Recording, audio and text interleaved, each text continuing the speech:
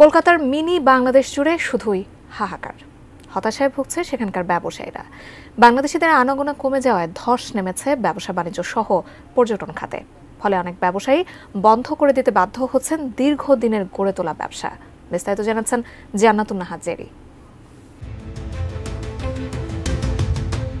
ভারতের পশ্চিমবঙ্গের মধ্য কলকাতার Marquis street, free school street, Sudder street, Kyd street, Rafi Ahmed Kidwai road, new market ও আশেপাশের 1 বর্গ কিলোমিটার অঞ্চলের পরিচিতি মিনি বাংলাদেশ হিসেবে।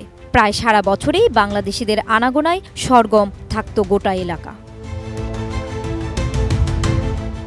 বাংলাদেশিদের খাবার থেকে শুরু করে নানা ধরনের ব্যবস্থাপনা বাংলাদেশিদের ঘিরেই গড়ে উঠেছিল। এই অঞ্চলের হোটেল ও গেস্ট হাউসগুলোতে একসময় ঠাঁই নাই অবস্থা ছিল। শীতকালে ও ঈদের সময় বাংলাদেশিদের ভিড়ে হাঁটাচলাও কঠিন হয়ে পড়ত এখানে।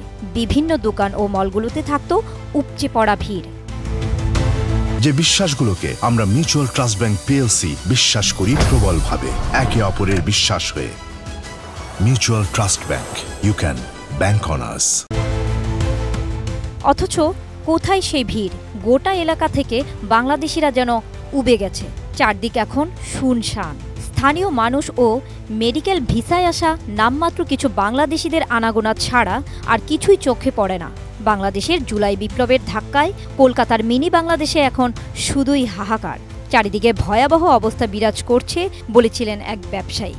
টাইমস অফ ইন্ডিয়ার এক প্রতিবেদনে বলা হয়, ক্রেতার অভাবে বর্তমানে Marquis street, Sudder street, free school street, Rafi Ahmed Kidwai road ও এলিয়ট রোডের 120টি হোটেলের মাত্র 10 থেকে 15% কক্ষে অতিথি আছে।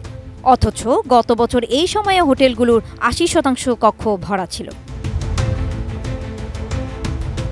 বৈষম্য বিরোধী ছাত্র আন্দোলনে গত 5 আগস্ট 2024-এ শেখ হাসিনার সরকারের পতনের পর থেকে বাংলাদেশে ভারতীয় ভিসা কার্যক্রমের ছন্দপতন ঘটে। ভারত জানিয়েছে চিকিৎসার জন্য ও জরুরি প্রয়োজন ছাড়া অন্যান্য ভিসা তারা ইস্যু করবে না। এই প্রেক্ষিতে বাংলাদেশের কলকাতা ভ্রমণ ব্যাপক হারে কমে যায়। তাতেই ধস নামে মিনি বাংলাদেশের ব্যবসা বাণিজ্যে।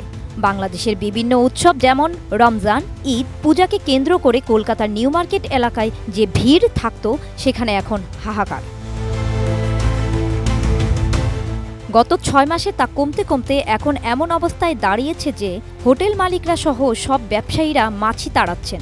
অনেক হোটেল বন্ধ হয়ে গিয়েছে, বন্ধ হয়েছে অনেক রেস্তোরাঁ, ট্রাভেল এজেন্সির অফিস ও মুদ্রা বিনিময় কেন্দ্র। জান্নাতুন নাহার জেরি, এটিএন নিউজ।